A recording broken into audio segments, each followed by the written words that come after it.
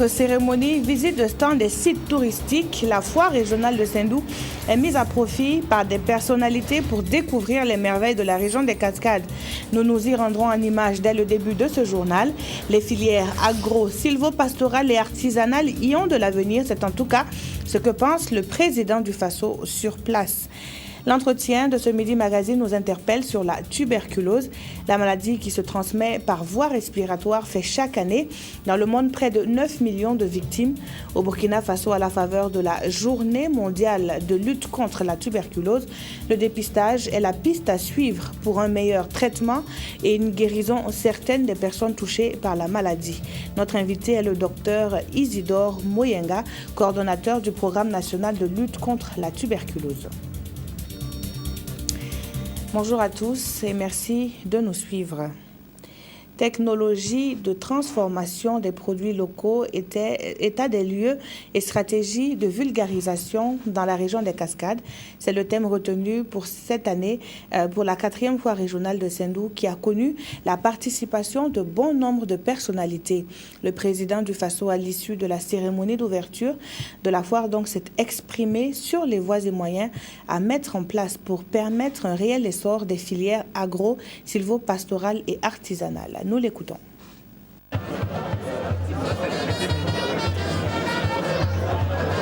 Oui, il est certain que sur la question de la chaîne de froid, sur les technologies de transformation, et bien sûr sur les crédits, ce sont là des préoccupations qui sont ressorties. Mais je dois dire que tout cela, c'est certainement que dans les idées, dans les structurations que nous sommes en train de mettre en place avec la SCAD et autres, il y a des réponses qui vont être trouvées. Mais je crois que l'essentiel aussi, c'est de savoir que pour transformer, pour commercer, il faut d'abord produire bien. Alors donc je crois que la qualité des productions, nous devons les accompagner aussi, surtout dans l'encadrement de la production, afin que ce qui sort soit bien sûr attrayant pour les marchés. Parce que c'est les marchés qui vont faire aussi la production, qui vont donner d'ailleurs des moyens aux paysans pour aller vers les technologies. Donc tout cela, il faut que nous puissions continuer de travailler. L'essentiel, c'est de comprendre que nous ne pouvons que lier la production, les marchés et les consommations, comme cela a été répété plusieurs fois aux paysans. Les propos du président du FASO ont été recueillis par Drissa Serré. Aux côtés du chef de l'État, plusieurs personnalités ont fait le déplacement de Sendou. Le sens du thème retenu, mais également celle de la tenue d'une telle manifestation a été la question posée à ses participants. Leurs avis nous sont rapportés par Ouidja Rokiasanou. Je voudrais me réjouir et féliciter tous les membres de la commission, comité national, comité régional, mais aussi l'État central. Vous savez, ils nous ont donné les moyens pour vraiment réaliser les infrastructures. Quand on est arrivé ici, c'était la brousse. Il n'y avait rien sur le terrain. Et vraiment, je veux me féliciter, me réjouir de ce qu'on a fait pour cette ville de Sendou. Si vous remarquez, ça a lancé la ville de Sendou. Aujourd'hui, il y a un marché, il y a l'électricité, il y a des voies qui sont ouvertes. Et maintenant, il faut travailler sur les recommandations qui sont faites. Comment les aider à avoir des moyens de stocker, transformer, et maintenant écouler, et même habituer les Burkinabés à consommer nos produits. Cette foire représente une opportunité énorme pour la région en termes de développement. Vous savez, la province de la Léraba est une province particulière au Burkina avec énormément de potentialités et touristiques, économiques, fertilité des sols, de l'eau, etc. Mais c'est une province frontalière qui n'est pas connue de beaucoup de Burkinabés. Et j'ai pu vous assurer qu'à l'occasion de cette foire-là, il y a beaucoup de Burkinabés qui découvrent une région fabuleuse. Et en termes de verdure, on ne se croirait pas au Burkina. J'ai bien aimé et je pense d'abord que c'est une très bonne opportunité pour relancer le commerce et l'économie et donc c'est sûrement alloué. Et en deuxième lieu, j'ai aussi aimé la qualité, la quantité des choses exposées. J'ai même dit que si on m'avait donné un chariot, j'allais faire les courses là-bas. Quand vous voyez l'huile de souchet, quand vous voyez la décortiqueuse de fonio, la vanneuse de fonio et bien d'autres produits de l'eau stabilisée, c'est des activités que nous menons depuis des années. Et aujourd'hui, nous sommes satisfaits de constater que ça devient une priorité au niveau du gouvernement. Transformer les produits pour leur donner plus de valeur ajoutée, mais aussi pour pouvoir les conserver mieux et aussi pour pouvoir les enrichir davantage. Ce n'est que par ces moyens qu'on peut tirer l'agriculture. Vous savez, booster l'agriculture, c'est une question de renforcer son aval, notamment la question de la transformation, la question de la commercialisation, qui passe par la présentation de produits de qualité.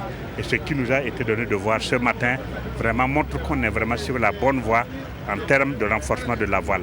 Et si on continue comme ça, je pense qu'on peut tirer facilement l'agriculture pour le renforcement de la sécurité alimentaire de nos populations. Allons à présent à la découverte ou à la redécouverte pour certains des vestiges culturels devenus touristiques du pays sénoufo. Les pics de Sendou, de la fascination, c'est ce que notre équipe de reportage a pu lire sur le visage d'une délégation menée par le Premier ministre en visite touristique sur le site.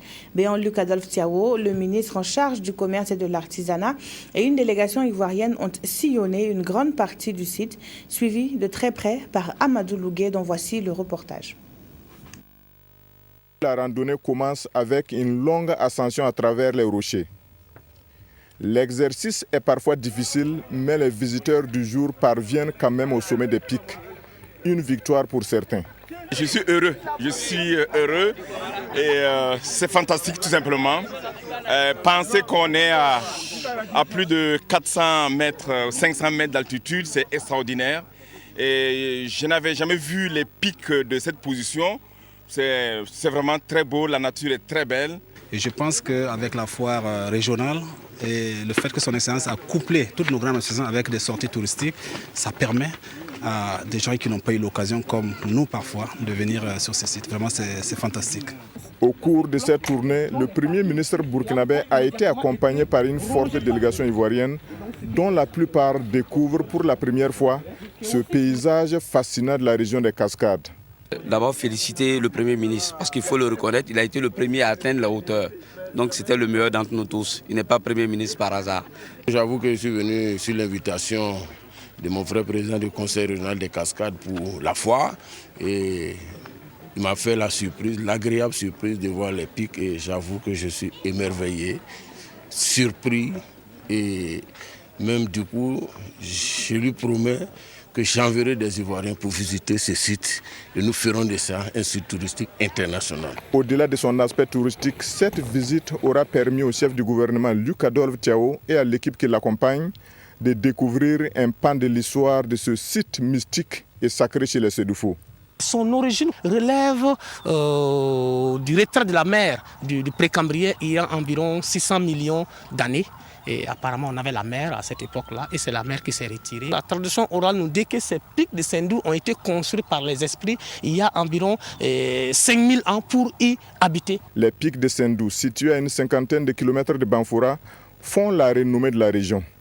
Selon des sources, le site était autrefois utilisé par les habitants pour se protéger des incursions ennemies et aussi pour les cérémonies d'initiation des jeunes garçons.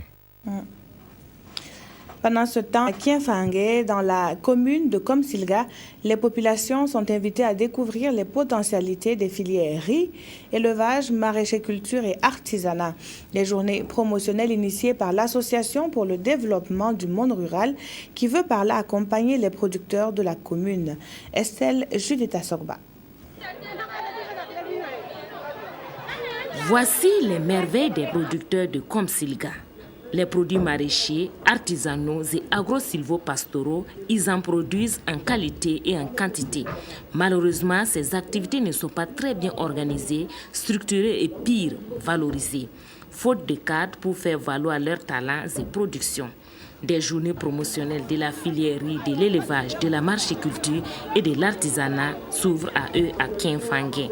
3 jours durant, les producteurs de Komsilga et des communes voisines vont promouvoir leurs produits et échanger leurs expériences. C'est une vitrine d'interpellation au ministère de l'Agriculture et les autres ministères par rapport au fait que les partenaires visent les autres régions mais pas la région du centre. Alors que si vous prenez rien que le marché de Kienfanré, c'est le seul marché qui alimente la capitale Ouagadougou. Les activités agro-silvopastorales constituent une source de revenus à même de lutter contre la pauvreté et cette possibilité d'offrir aux producteurs un espace d'exposition et d'écoulement de leurs produits est salvatrice. Vous l'avez vu aujourd'hui, à travers un début d'organisation, est certainement la voie à suivre.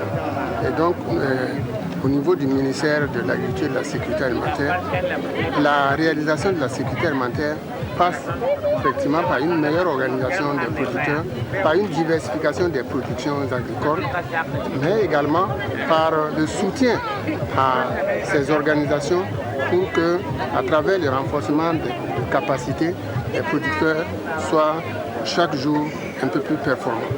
Au regard des potentialités en matière de production rizicole, de production maraîcher-culture et d'artisanat, je pense qu'il a été important que nous puissions soutenir cette initiative-là, l'ADMR, qui est louable.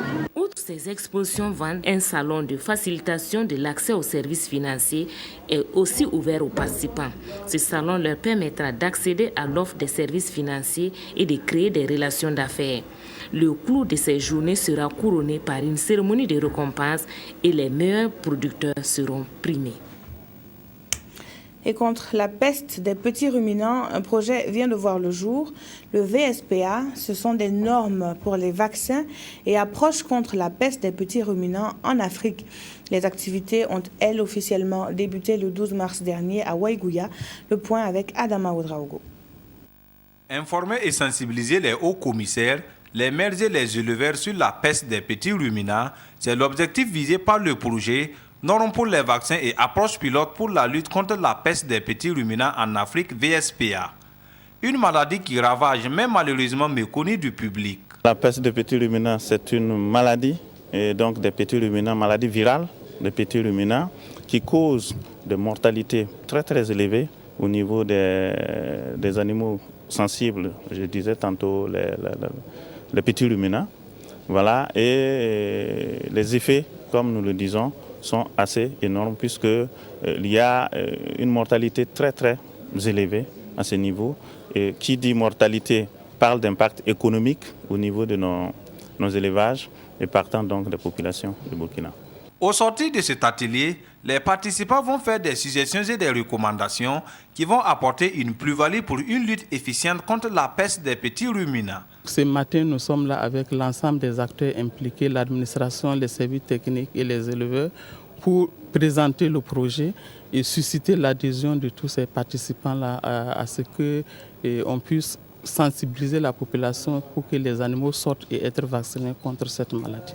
C'est un projet pilote qui est expérimenté sur 2 pays et des résultats que nous obtiendrons à la suite des 2 ans de mise en œuvre vont permettre de dégager des enseignements pour l'élaboration d'un projet à plus grande envergure qui va couvrir l'ensemble du Burkina Faso et l'ensemble de l'Afrique. Le VSPA est un projet qui existe depuis octobre 2013 au Burkina Faso.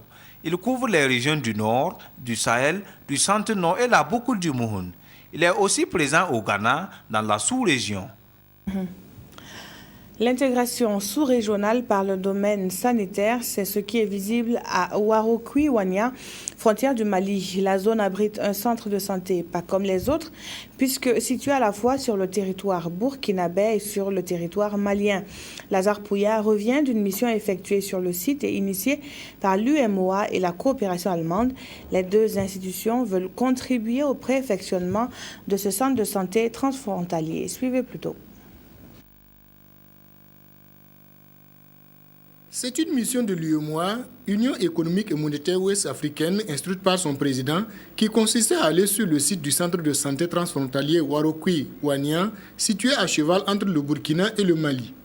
C'est également suite à de nombreux échanges entre la promotrice de ce centre, la GIZ, la coopération allemande et le président de l'UEMOA que s'effectue cette visite sur le terrain. Objectif, s'enquérir de comment ce centre a vu le jour, ses idéaux, sa mise en place, son fonctionnement et ses responsabilités vis-à-vis des deux pays. C'est une demande de soutien que les maires de la localité ont adressée au président de la commission, une demande d'appui pour des achats de médicaments pour doter le dépôt pharmaceutique du centre en médicaments essentiels. Et le président de la commission a été impressionné par cette démarche des maires dont relève ce centre. Et donc non seulement il a soutenu le centre en octroyant une subvention pour acheter des médicaments, mais il nous a instruit en tant que direction chargée de la santé de suivre, de faire une mission au niveau de ce centre pour voir comment le centre fonctionne. Il s'agissait également pour la délégation de l'UEMOA de voir qu'est-ce que cette institution africaine peut faire dans le cadre de ses missions d'intégration sous-régionale afin qu'un tel exemple puisse être documenté et servir de modèle de bonne pratique duplicable aux autres zones frontalières des pays membres de l'UEMOA. En effectuant cette visite, la délégation de l'UEMOA, accompagnée par la GIZ et l'autorité du Diptako Gourmand, a pu échanger avec le personnel de santé, les membres du comité de gestion de ce centre et les chefs coutumiers de Warokui et de Wania. Pour les initiateurs, l'évolution de ce centre répond à leur objectif de départ.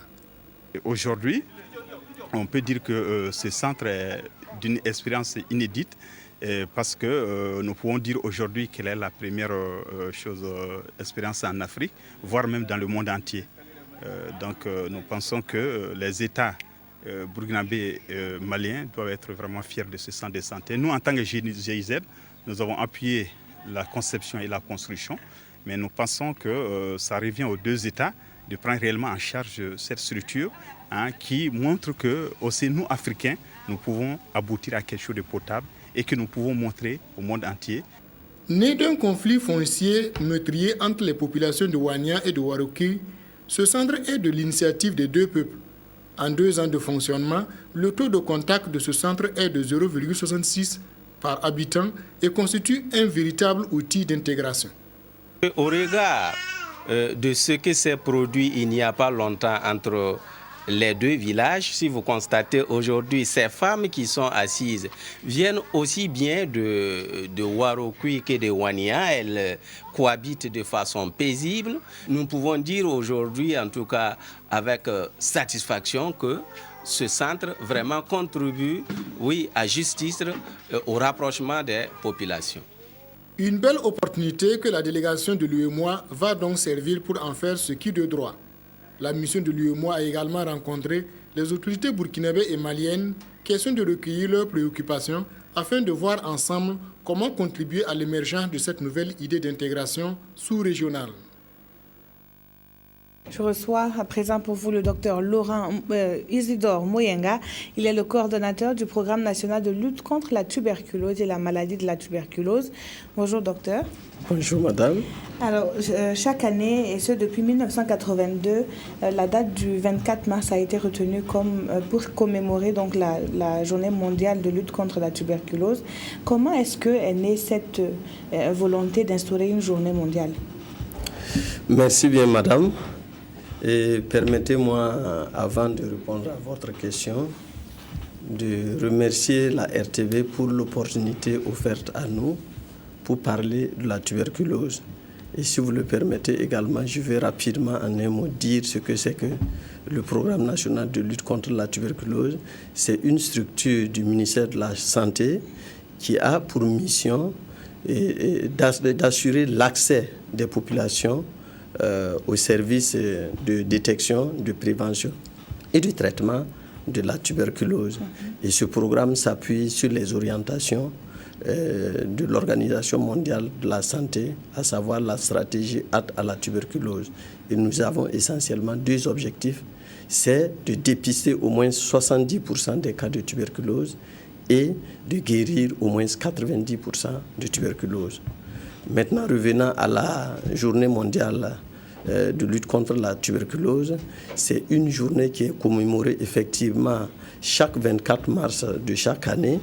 Et cette date a été simplement choisie en rapport, en mémoire du moins, avec le docteur qui a découvert qui a découvert le microbe responsable de la tuberculose, le docteur Robert Koch, c'est un Allemand. Et ça, c'était le 24 mars 1882. À l'époque, donc, la tuberculose tuait une personne sur 7 aux États-Unis et en Europe. Alors, donc c'est une vieille maladie, malheureusement, qui perdure aujourd'hui dans les pays, surtout en voie de développement. Et cette année, le thème que vous avez retenu pour la journée, c'est atteindre les 3 millions, dépister la tuberculose, traiter et guérir. Alors, c'est un thème qui interpelle et qui suscite, à mon avis, une interrogation. Pourquoi précisément ce chiffre de 3 millions? Bon, ce chiffre de 3 millions, c'est pour vous dire que chaque année dans le monde, il y a environ 9 millions de nouveaux cas de tuberculose qui sont détectés. Et parmi ces 9 millions de tuberculose, il y a au moins le tiers, les 3 millions-là, échappent au système de santé. On n'arrive pas à les détecter. Et donc, c'est pour cela on dit le thème de cette année-là, c'est atteindre bien sûr les 3 millions. Il faut dépister la tuberculose, il faut les traiter et il faut les guérir.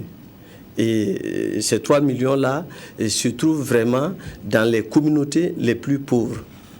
Et c'est notamment chez les orpailleurs, c'est notamment chez les migrants, c'est notamment également chez les populations qui vivent dans les zones à habitat précaire au niveau des grandes villes.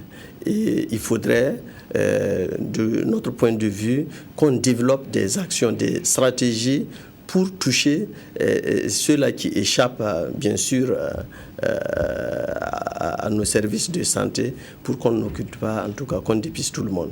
Et en ce qui concerne le Burkina, quels sont les chiffres, justement, des personnes, des victimes de la tuberculose? Et surtout, à quel taux est-ce que vous arrivez à la guérison de ces victimes-là? Ok. Au Burkina Faso, comme on le dit, la tuberculose est un problème de santé publique. C'est pour cela qu'on a créé le programme national de lutte contre la tuberculose, pour faire de telle sorte que ce problème ne soit plus un problème de santé publique. Et en 2013, nous avons dépisté au total environ 5320 nouveaux cas de tuberculose. Voilà. Et c'est eux que nous avons mis sous traitement. Et par rapport au succès du traitement, puisque le succès du traitement, c'est autour de 80%. Et ces 80%, c'est en deçà des normes de l'OMS, puisqu'on doit guérir environ 90% des cas de tuberculose. Par rapport à la détection aussi, nous sommes également en deçà. Sur le nombre de cas que nous avons détectés, en principe, on s'attendait à détecter 9000 cas environ. Puisque présentement, nous sommes autour de 31 cas pour 100 000 habitants, alors que selon les estimations de l'OMS, nous devrons être à 55 cas pour 100 000 habitants pour ce qui est de l'année 2013. Mais justement, concernant le Burkina Faso, quelles sont les véritables causes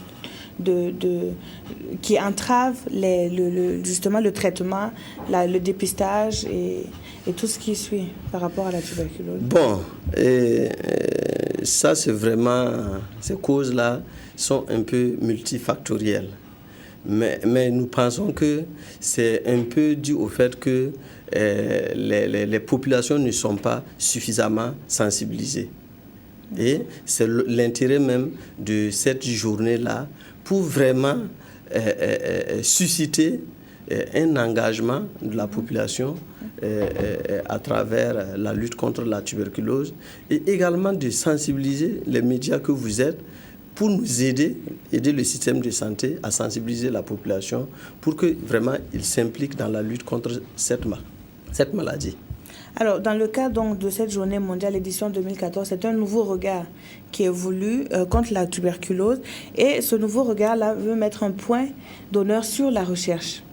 Alors, en parlant justement de l'objectif 2014, quelles sont les voies et moyens dont vous disposez pour arriver à atteindre justement ce 3 millions, le chiffre de 3 millions? Bon, comme je le disais, c'est notamment ce qu'on peut faire, c'est le dépistage. Et pour faire le dépistage, il faut que la population soit vraiment sensibilisée.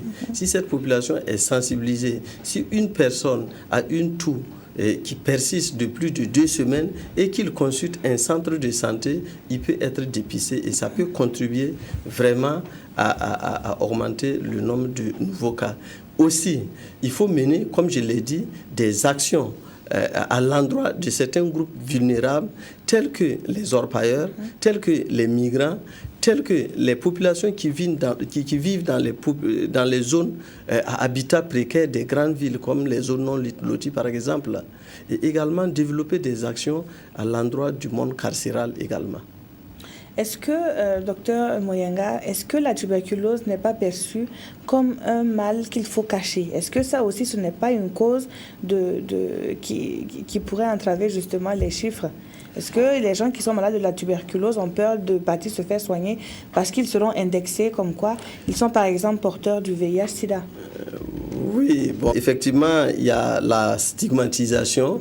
Les gens d'abord ont recours, dans notre contexte, soit aux guérisseurs traditionnels, aux charlatans, avant de venir au système de santé en dernière minute. Et le plus souvent, ils viennent un peu tard.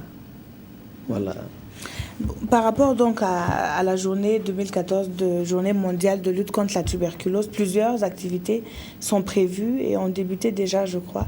Quelles sont-elles justement et surtout quelles sont les cibles? Quelles sont les personnes ciblées par ces activités-là? Je dirais qu'il n'y a pas de personnes ciblées par ces activités. C'est presque tout le monde, c'est toute la population. Voilà. Et effectivement, en prélude à la cérémonie officielle qui sera commémorée le 22 mars dans la ville de Faraoun-Gourma, sous le patronat de Monsieur le ministre de la Santé, il y a des activités déjà qu'on a commencées, c'est-à-dire les activités de sensibilisation, les conférences, les causeries éducatives, les théâtres-forums, etc., pour sensibiliser la population. Il y a également une course cycliste que nous organisons demain, ça c'est demain, en collaboration avec la Fédération burkinabé de cyclisme sur l'avenue Charles de Gaulle. Et cette course-là sera co-présidée par Monsieur le ministre de la Santé et celui des sports et loisirs. Donc c'est une opportunité pour vraiment sensibiliser les fans du cyclisme, sensibiliser la population. Alors, par rapport donc à cette journée, plusieurs activités, vous l'avez dit, sont menées, mais est-ce que il y a, par rapport à la sensibilisation, rapidement, quelques conseils pratiques que vous pourrez donner à nos téléspectateurs, justement pour éviter la tuberculose? Bon, quelques conseils juste pratiques. Je dirais que la tuberculose existe. La tuberculose existe et, à titre d'illustration, toutes les 10 secondes, il y a une personne qui meurt dans le monde de tuberculose. Alors que le traitement est vraiment disponible, le traitement est aussi gratuit, il est disponible partout, le traitement est gratuit. Donc nous invitons toute personne qui a une toux persistante, je dis bien persistante, de plus de 2 semaines, d'aller se faire consulter dans un centre de santé pour se faire dépister.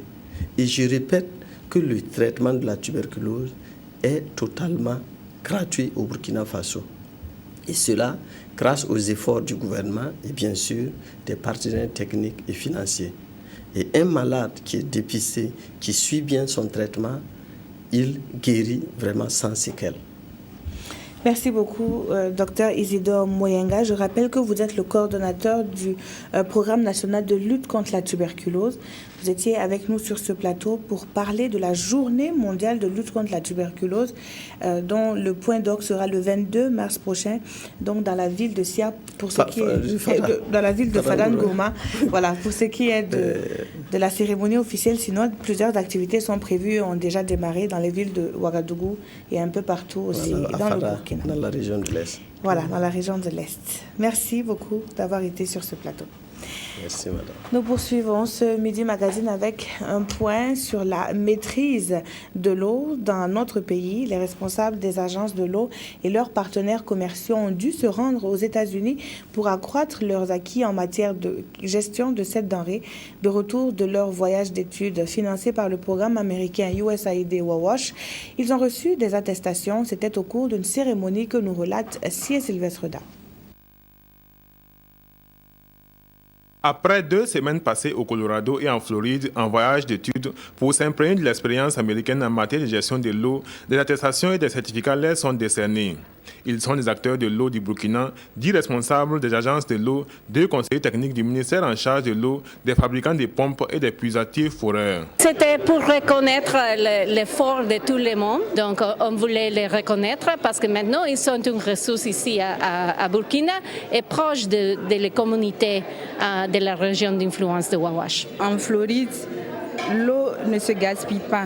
Ils ont mis en œuvre des pratiques de récupération et de recyclage des eaux usées qu'ils remettent dans le système après avoir traité. Et aussi une autre expérience qui m'a beaucoup marqué, c'est le fait qu'en Floride, ils arrivent à purifier l'eau par des systèmes naturels en utilisant des plantes. Cette mission aux États-Unis a été rendue possible grâce au gouvernement américain à travers le programme USAID WAWASH.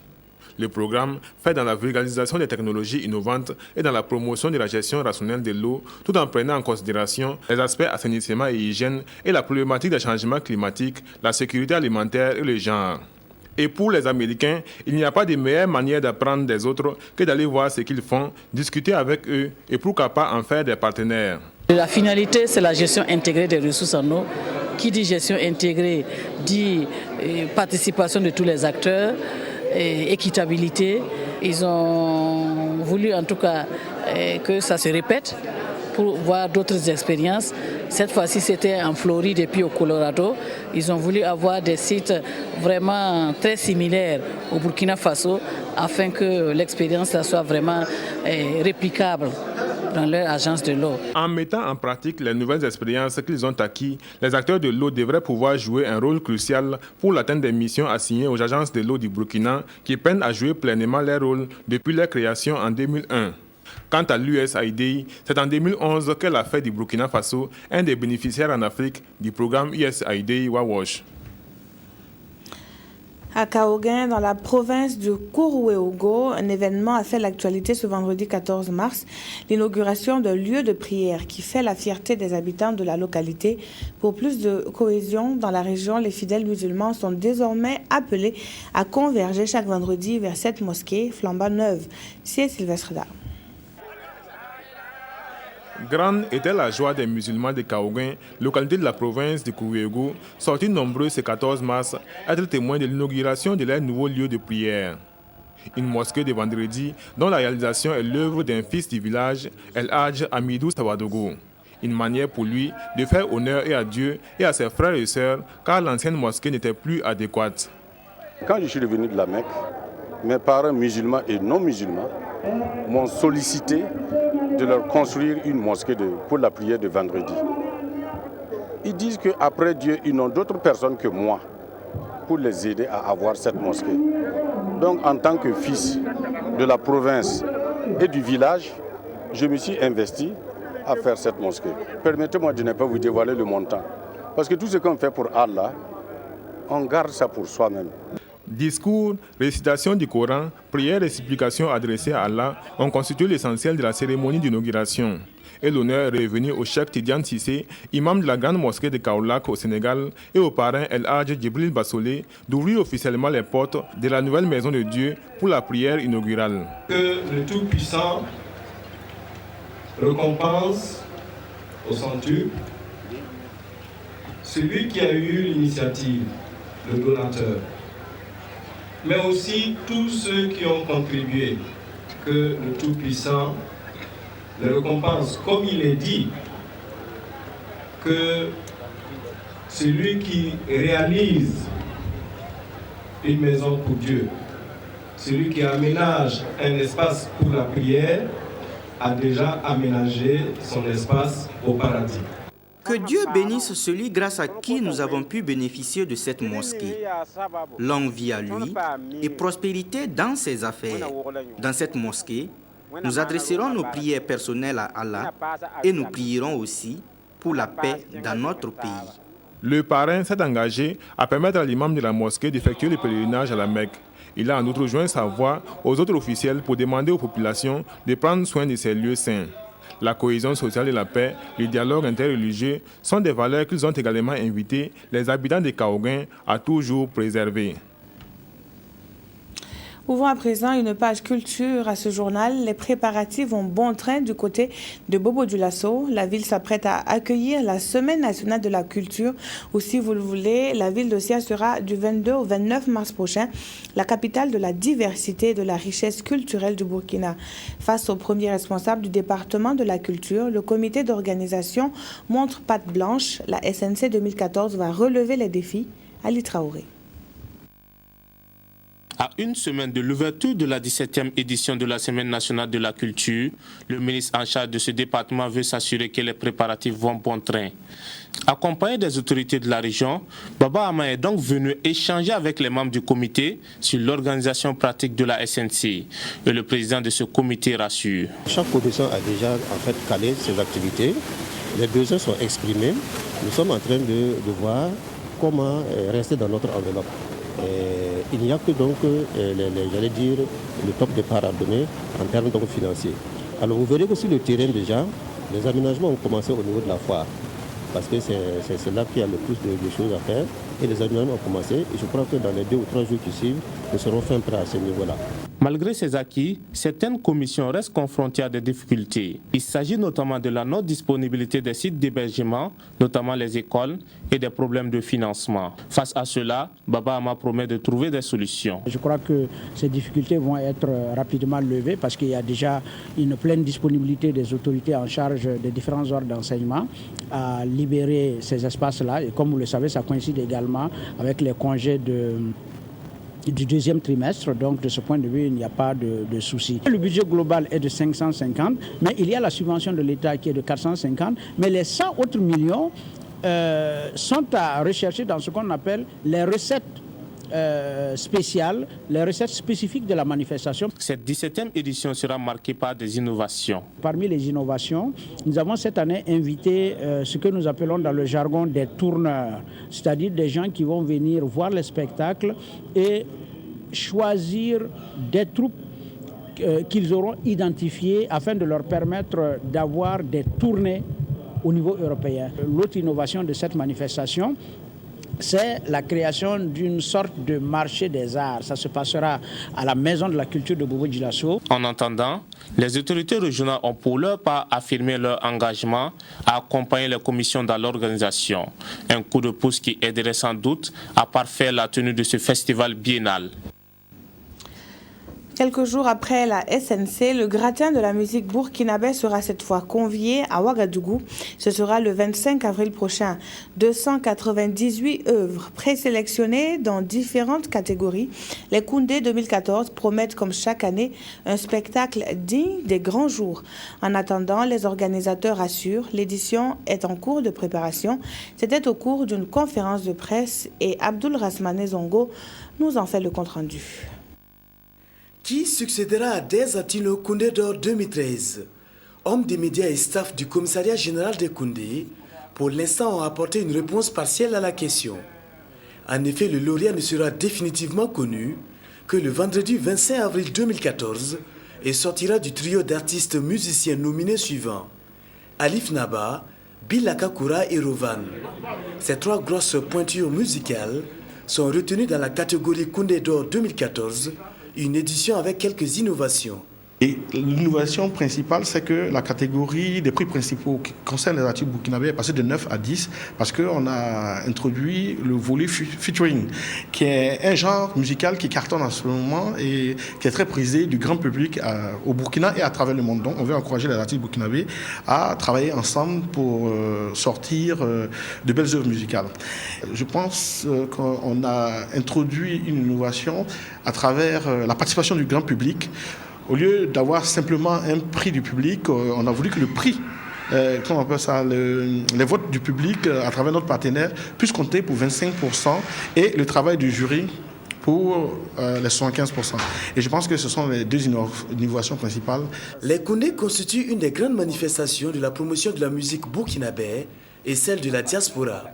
Environ 300 œuvres musicales sorties entre le 1er mars 2013 et le 28 février 2014 sont présélectionnées dans différentes catégories de l'événement qui sera également ponctué par remise de trophées, dîner gala, défilé de mode, entre autres. C'est ainsi que s'achève ce journal. Merci de l'avoir suivi. Très bonne journée à toutes et à tous sur la télévision de Burkina.